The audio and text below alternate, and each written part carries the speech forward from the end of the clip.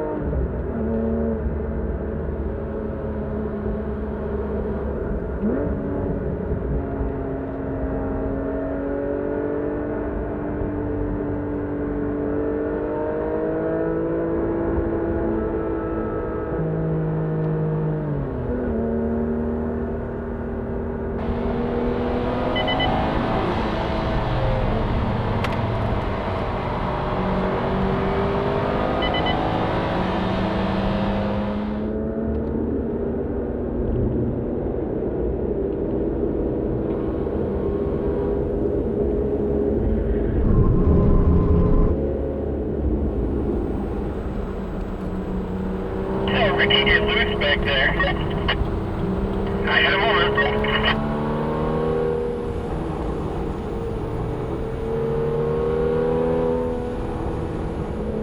After each drive, we'll give the road a score and add it to our list of the best back roads. There are 3 twisty sections, each with a nice flow, 6 of 10. The sections that parallel the water flow well, but residential driveways should slow you down, 6 of 10. At 23 miles, only driveways and intersections break your focus, 7 of 10. Traffic is light, but with few passing zones or pull-offs, wait for a gap if necessary, 3 of 5. There are a few dips and small cracks, but the pavement is mostly smooth and well marked, 4 of 5. The overall driving score is 26 points, just behind Georgia 180. The views from this road are unmatched, but there are no pull-offs. Check it off your list on a nice day, 4 of 5. With an overall score of 30 points, the road is 12th on our list, just ahead of West Virginia 60. Check the channel for a playlist with every video in our Best Backroad series. If you haven't already, subscribe and join us on our next drive as we continue our mission to find the best backroad.